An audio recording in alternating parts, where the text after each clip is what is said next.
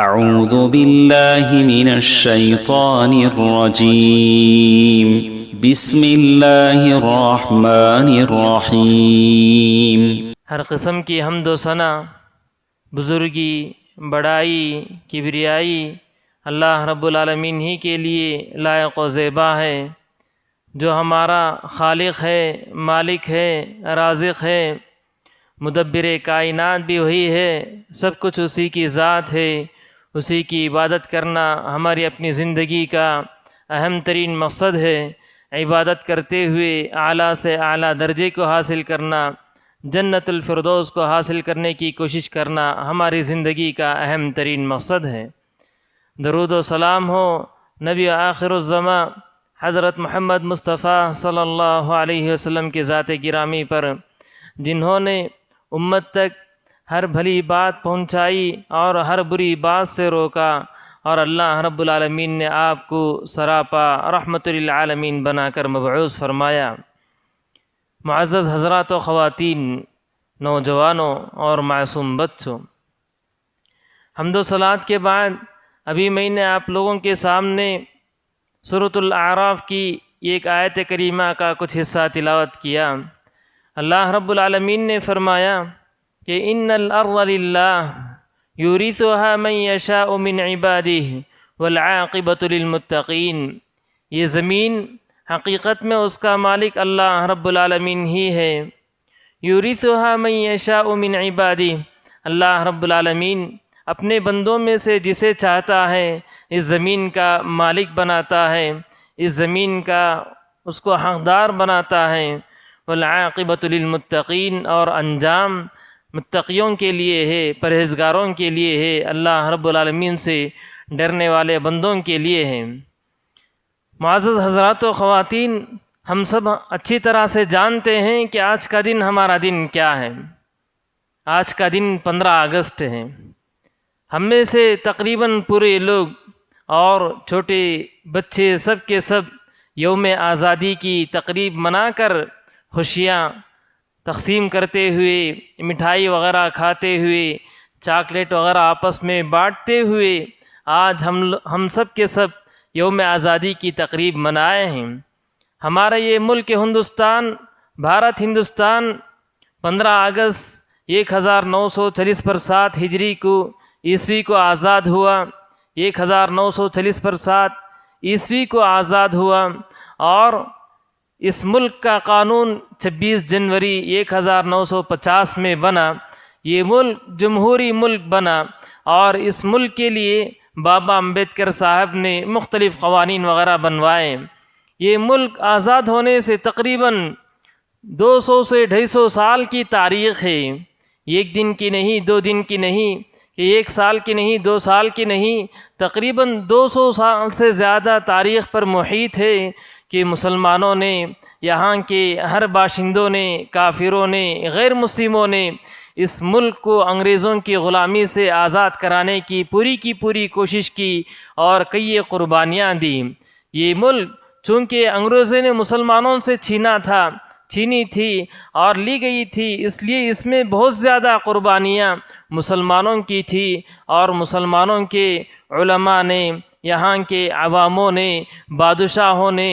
نوابوں نے، یہاں کے صحافیوں نے، شاعروں نے بڑی قربانیاں دی، جیل و قید و بند کی صعوبتیں برداشت کی، لاکھوں جانیں اس راہ میں قربانی ہوئی، اور اس کے بعد یہ ملک آزاد ہوا۔ معزز حضرات و خواتین، یہ ملک ہمارا بھی ملک ہے، یہ ملک ہمارا بھی ملک ہے، ہم مسلمانوں کا بھی ملک ہے۔ اللہ رب العالمین اس ملک کے بعض حصوں کو، بعض سرزمین کو، بعض علاقوں کو مسلمانوں کے حوالے کیا ہے۔ اسی ملک میں ہم لوگ رہیں گے اور یہیں پر جئیں گے، اور اسی میں ہم نے اپنے عبادت خانے بنوائے ہیں، اسی میں ہم اللہ رب العالمین کی عبادت کریں گے، اور مرنے کے بعد بھی اسی ملک کے قبرستان میں ہم جائیں گے۔ قیامت کے دن کی صبح تک اسی ملک کی دھرتی اپنے پیٹ پہ ہمیں رکھے گی۔ میرے بھائیوں، ہم ہندوستان میں جیتے ہوئے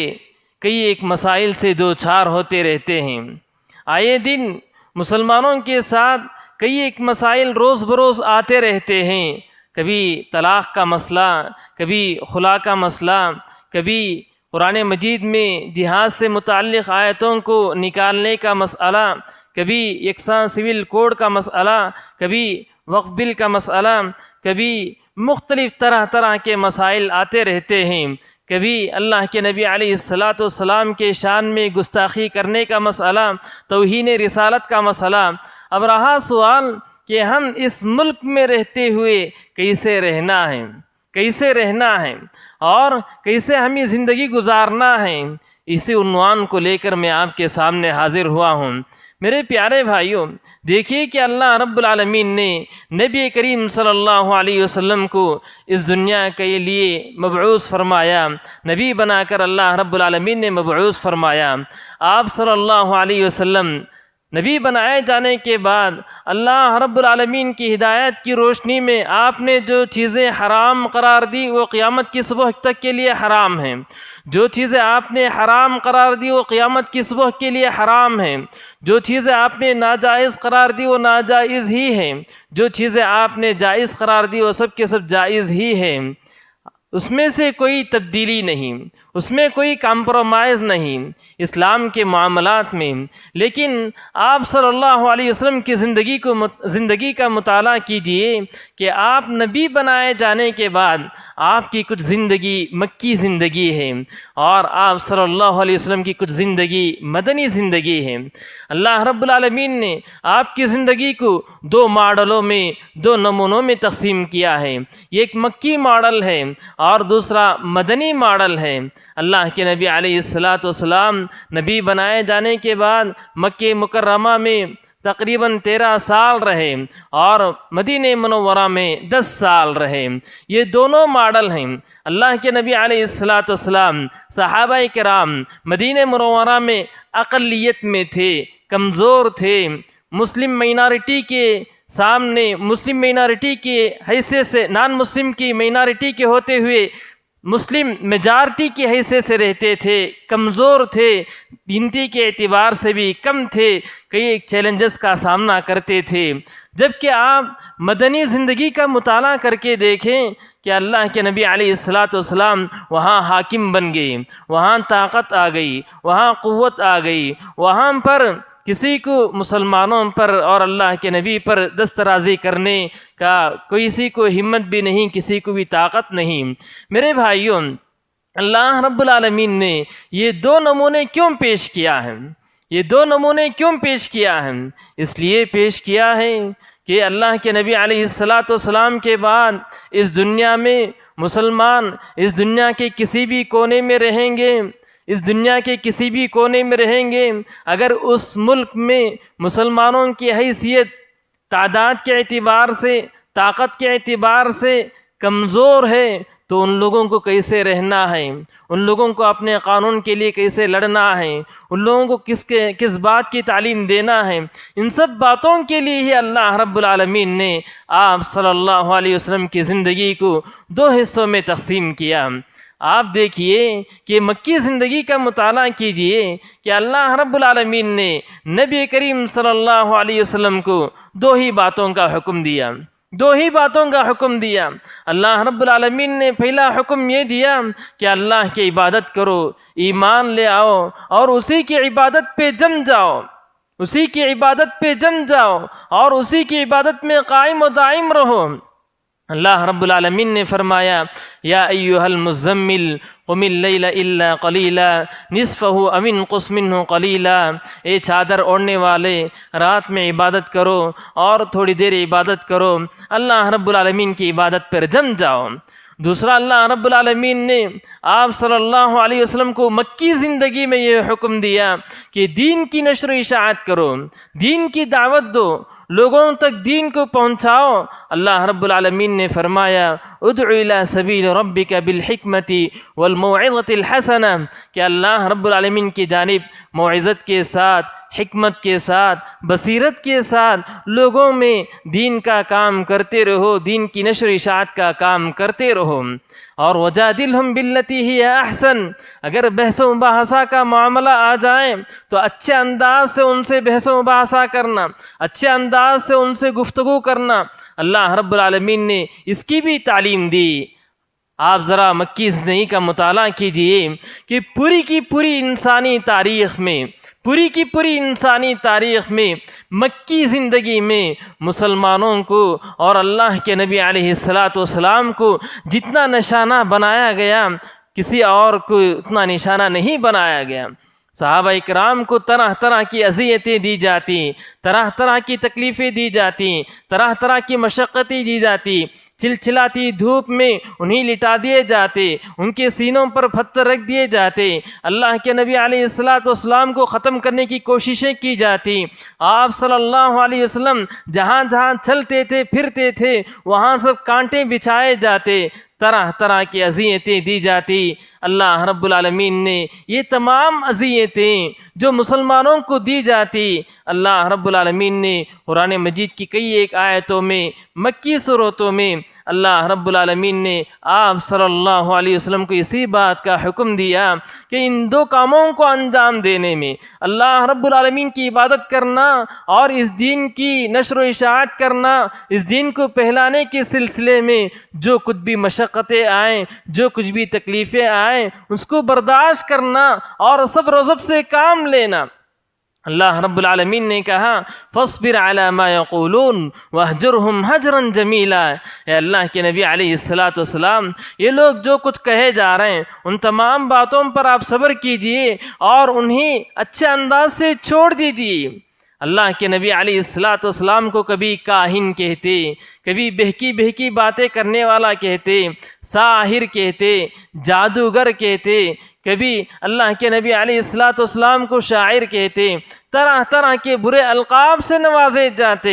اللہ رب العالمین نے ان تمام کے تمام معاملات میں نبی کریم صلی اللہ علیہ وسلم کو اس بات کا حکم دیا کہ وَاصْبِرْ عَلَى مَا يَقُولُونَ وَاهْجُرْهُمْ هَجْرًا جَمِيلًا۔ اے اللہ کے نبی علیہ السلام، یہ لوگ جو کچھ بھی کہے جا رہے ہیں ان کو کہنے دیجئے اور وَاهْجُرْهُمْ هَجْرًا جَمِيلًا، انہیں اچھے انداز سے چھوڑ دیجئے۔ ان کے معاملے میں خواہ کوئی بھی ایک معاملہ ہو اور ان کے پیچھے لگ کر ان کے مسائل کو اور آپ بڑھاوا مت دیجئے۔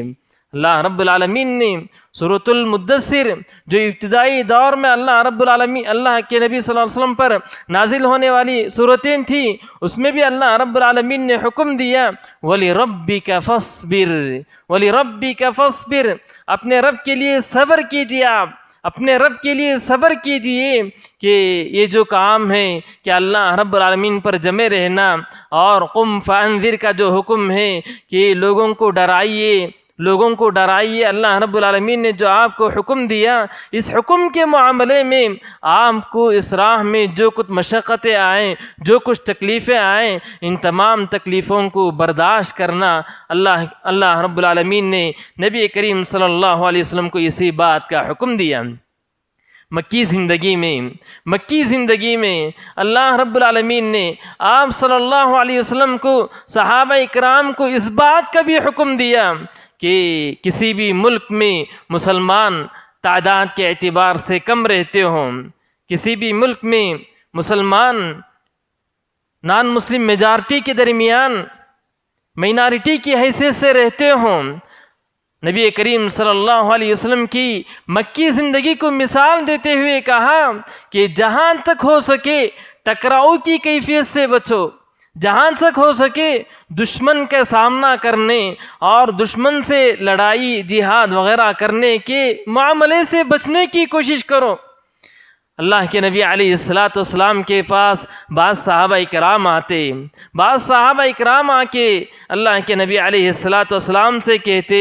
اے اللہ کے نبی، ہمارے اپنے صبر و ضبط کا جواب دے چکا، ہمارا اپنا صبر و ضبط جواب دے چکا، اس کے اوپر ان مصائب و مشکلات پر ہم صبر نہیں کر سکتے۔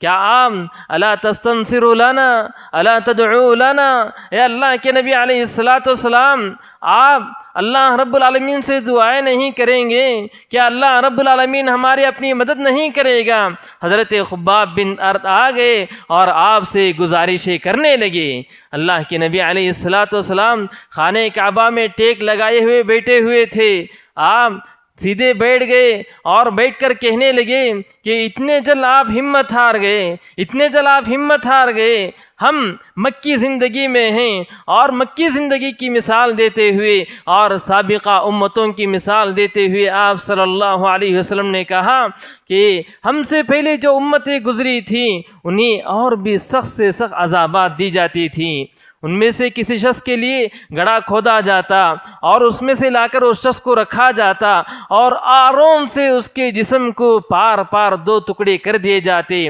بعض انسانوں کو بعض لوگوں کو لائے جاتے اور ان کے جسم کو اور ان کے گوشت کے ہڈیوں سے الگ کر دیے جاتے، طرح طرح کے عذابات آتے۔ اللہ کے نبی علیہ السلام اسی حدیث میں خباب بن ارت کو یہ بھی خوشخبری سنانے لگے کہ ایک ایسا بھی دور آئے گا صنعاء سے لے کر حضر موت تک ایک سوار کرے گا، یعنی دنیا کے ایک کونے سے دوسرے کونے تک اکیلا اور تنہا سفر کرے گا، اس کو اللہ رب العالمین کے علاوہ کسی اور کی خوف اور کسی اور کا ڈر اس کو لائق نہیں ہوگا۔ اللہ کے نبی علیہ السلام کے پاس مکی دور میں بعض صحابہ کرام آتے اور آ کر کہنے لگتے اے اللہ کے نبی علیہ السلام ہمیں اجازت دیجیے کہ ہم جہاد کریں گے، ہم اللہ کے راہ میں لڑ پڑیں گے، ہم میدان جنگ میں کود پڑیں گے، فلاں کو قتل کر کے لے آئیں گے۔ اللہ رب العالمین نے فوری طور پہ کہا کفو ایدیکم واقیموا الصلاۃ وآتوا الزکاۃ، اپنے ہاتھ کو روک لو، اپنے ہاتھ کو روک لو، یہ مرحلہ جہاد کا نہیں ہے، یہ مرحلہ لڑنے کا نہیں ہے، اقیموا الصلاۃ وآتوا الزکاۃ، یہ مرحلہ نماز قائم کرنے کا ہے، یہ مرحلہ جو بھی غریب مسلمان ہیں ان پر صدقہ و خیرات کرنے کا مسئلہ ہے۔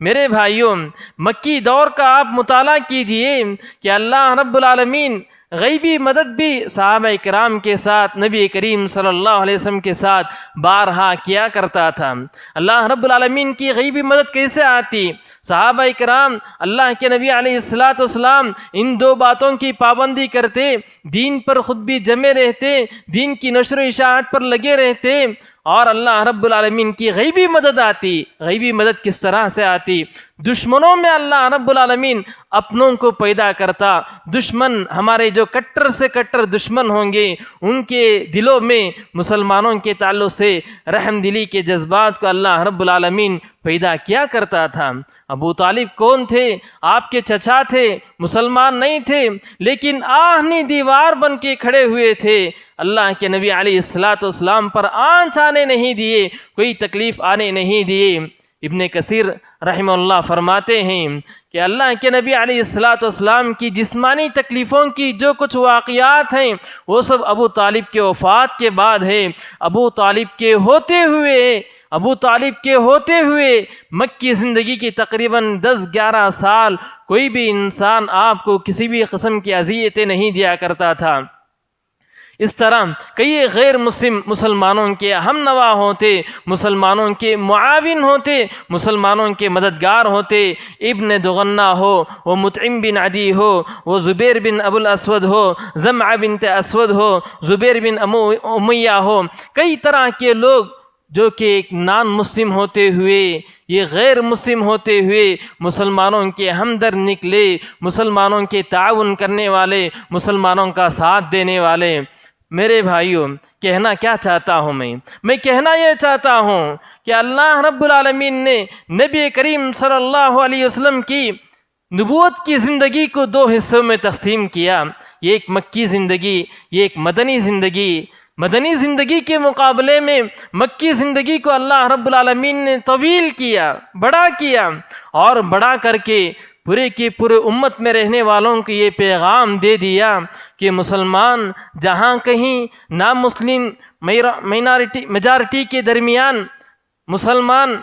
مینارٹی کی حیثیت سے، اقلیت کی حیثیت سے رہتے ہوں، ان لوگوں کو بھی مکی دور کو پڑھنا چاہیے، مکی دور کو یاد کرنا چاہیے۔ ہم اپنا ملک کا جائزہ لیتے ہیں، ہمارے درمیان کئی ایک چیلنجز ہیں میرے بھائیوں، کئی ایک چیلنجز ہیں، اور رب العالمین کا شکر و احسان ہے مکی دور سے بہت اچھے دور میں ہم لوگ زندگی گزار رہے ہیں۔ ہمیں مزید تعمیر کرنے کی اجازت ہے، ہمیں دعوت و تبلیغ کام کرنے کی اجازت ہے، ہمیں اپنے اسلام پر عمل کرنے کی اجازت ہے، لیکن کبھی کبھی کوئی سیاستدان اور کوئی نان مسلم شرارت کرتے ہوئے، ان کے اپنے کینے کو ظاہر کرتے ہوئے کبھی اللہ کے نبی علیہ الصلاۃ والسلام کے خلاف کوئی بات کہہ دیں، قرآن کے خلاف کوئی بات کہہ دیں، اور کبھی حکومت بھی وقف بل کے معاملے میں اور یکساں سول کوڈ کے معاملے میں، طلاق کے معاملے میں، خلا کے معاملے میں، ان تمام معاملات میں اگر کوئی بھی ہمارے اپنے اسلام کے خلاف، ہمارے اپنے قرآن کے خلاف، ہمارے اپنے مذاہب کے تعلیمات کے خلاف کچھ بھی بات کہہ دیں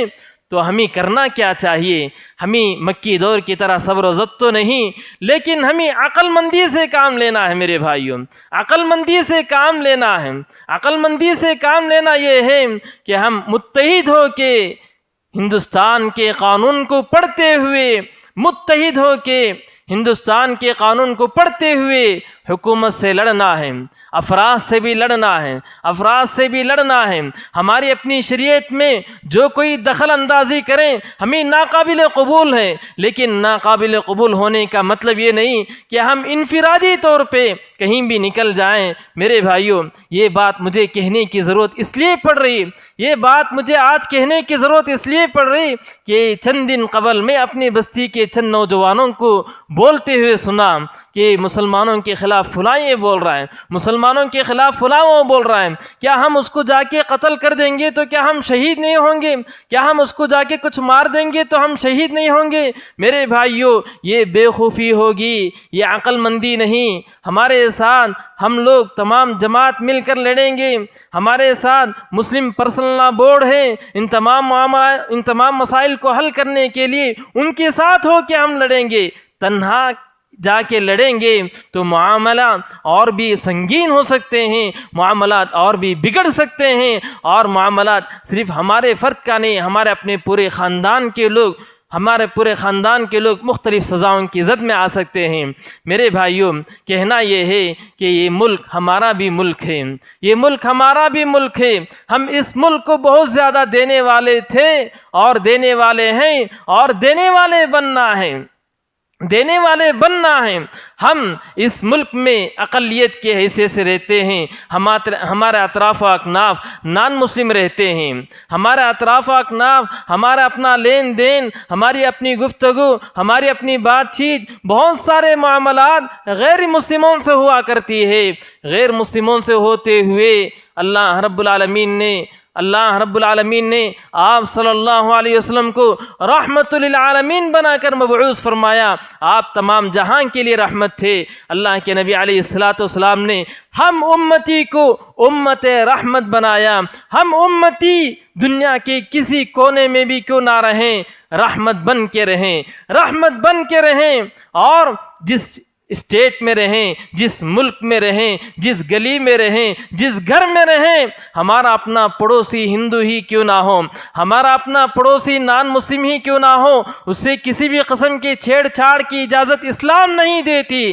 حضرت مغیرہ بن شعبہ رضی اللہ تعالیٰ عنہ اسلام قبول کرنے کے لیے نبی کریم صلی اللہ علیہ وسلم کے پاس آئے۔ آتے ہوئے دو نان مسلم ان کے ساتھ تھے، دونوں کو انہوں نے قتل کر دیے۔ قتل کر کے اللہ کے نبی علیہ الصلاۃ والسلام کے پاس آئے۔ حضرت مغیرہ بن شعبہ نے کہا، اے اللہ کے نبی علیہ الصلاۃ والسلام، میں آپ کی خدمت میں آیا ہوں، اسلام لے آنا چاہتا ہوں، اور میرا اسلام بھی قبول کیجئے، اور دیکھیے کہ یہ مال ہے، اس مال کو بھی آپ قبول کیجئے۔ یہ مال میں نے دو نان مسلم کو قتل کر کے لے آیا ہوں۔ آپ صلی اللہ علیہ وسلم نے کہا کہ اما الاسلام فقد قبلنا واما المال فمال غدر وخیانہ۔ رہا معاملہ اے مغیرہ بن شعبہ، تمہارا اپنا جو اسلام ہے اس کو تو میں قبول کرتا ہوں، رہا معاملہ تمہارے اپنے مال کا، یہ مال خیانت کا ہے، دھوکے کا ہے، اس کو میں قبول نہیں کروں گا، اور اس کو میں بیت المال میں نہیں جماؤں گا۔ اللہ کے نبی علیہ السلام یہ پیغام دینا چاہتے ہیں جس طرح ہمارے اپنے مسلمان بھائیوں کے مال محترم ہیں، اسی طرح ہمارے اپنے نان مسلم بھائیوں کے مال بھی محترم ہیں، ان کی عزت بھی محترم ہے، ان کی جان بھی محترم ہے۔ ہم ان کے ساتھ رہتے ہوئے اعلیٰ اخلاق کا ثبوت دیں، اعلیٰ اخلاق کا ثبوت دیں اور امن و شانتی کا ثبوت دیں۔ ایک مسلمان کا تعارف یہ کروایا گیا کہ المسلم من سلم المسلمون من لسانہ و یدہ، کہ مسلمان وہ ہے جس سے دوسرا بھائی کہ اس کے ہاتھ کی اذیتوں سے، اس کی زبان کی تکلیفوں سے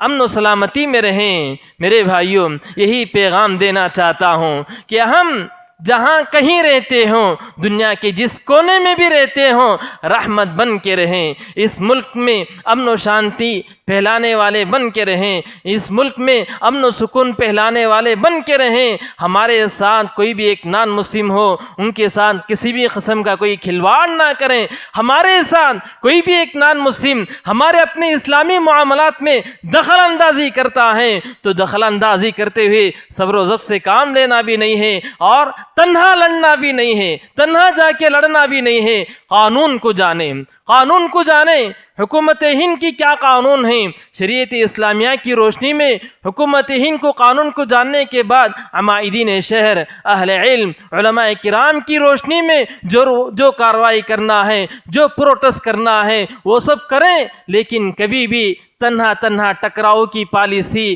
ان تمام چیزوں سے بچنے کی کوشش کریں۔ نبی کریم صلی اللہ علیہ وسلم کو مکی دور میں اللہ رب العالمین نے یہ ایک اور عظیم سنت کی جانب بھی اشارہ کیا، فَأَعْرِضْ عَمَّنْ تَوَلَّى، اے اللہ کے نبی علیہ السلام سنت اعراض پر عمل کیجئے۔ جب کبھی اتنے کمزور کہیں بھی کسی بھی ملک میں کسی بھی مقام میں مسلمان اتنے کمزور ہیں کہ وہاں پر کوئی بھی کچھ بات کہہ دیں، لڑنے کی، کیس کرنے کی، حکومت کی، کورٹ کچہری کی طاقت نہیں، تو اللہ رب العالمین نے آپ کو حکم دیا فَأَعْرِضْ عَمَّنْ تَوَلَّى، اے اللہ کے نبی یہ جو کچھ کہتے ہیں اس سے آپ اعراض کیجئے، سنت اعراض پر عمل کیجئے، ان تمام کی بولی ہوئی باتوں کو نہ بولنے کی طرح سنیے، ان کی کسی بھی معاملے کو اچھال کر اور بڑا مت کیجئے، ان سے آپ منہ پھیر لیجئے۔ اللہ رب العالمین نے کئی ایک تعلیمات دی۔ کہنا میرے بھائیوں یہی ہے کہ ہم اس ملک کے باشندے ہیں، یہ بھارت ہمارا بھی اپنا ملک ہے، ہم اس ملک کے بنانے والے ہوں گے، اس میں امن و شانتی اور امن و سکون قائم کرنے والے ہوں گے، اس میں تعمیر کرنے والے ہوں گے اور اس کے تخریب کار نہیں بنیں گے۔ اور کوئی بھی ایک نان مسلم، کوئی بھی ایک ہندو ہمارے اپنے اسلامی معاملات میں دخل اندازی کرتا ہے تو حکومت ہند کی قانون کا مطالعہ کریں، مطالعہ کر کے پڑھ کر جو قانون کے اعتبار سے کارروائی کرنا ہے وہ کریں، قانون کے خلاف کوئی بھی کام نہ کریں۔ اور مسلمان جہاں کہیں بھی ہو ان کا اپنا معاملہ کسی بھی کافر سے کیوں نہ ہو، کسی بھی کرسچن سے کیوں نہ ہو، ہر جگہ ایک رحمت بن کے رہیں، اپنے کردار سے، اپنے اخلاق سے، اپنے اخلاق کو اخلاق رحمت بنائیں، اپنے کردار کو کردار رحمت بنائیں۔ اللہ رب العالمین ہمیں اس ملک میں امن و سکون کے ساتھ رہنے کی توفیق عطا فرمائیں، ہمیں امت رحمت بننے کی توفیق عطا فرمائیں۔ جو کوئی نان مسلم ہمارے اپنے مذہبی معاملات میں دخل اندازی کرتے ہیں، اللہ رب العالمین انہیں ہدایت دیں، انہیں نیک ہدایت دیں، انہیں اسلامی تعلیمات کو سمجھنے کی توفیق عطا فرمائیں۔ ہمیں بھی اپنے اسلام پر مکمل طور پہ عمل کرنے کی اللہ رب العالمین توفیق عطا فرمائے۔ آمین۔ اقول قولی ھذا واستغفر اللہ لی ولکم ولسائر المسلمین من کل ذنب فاستغفروہ انہ هو الغفور الرحیم۔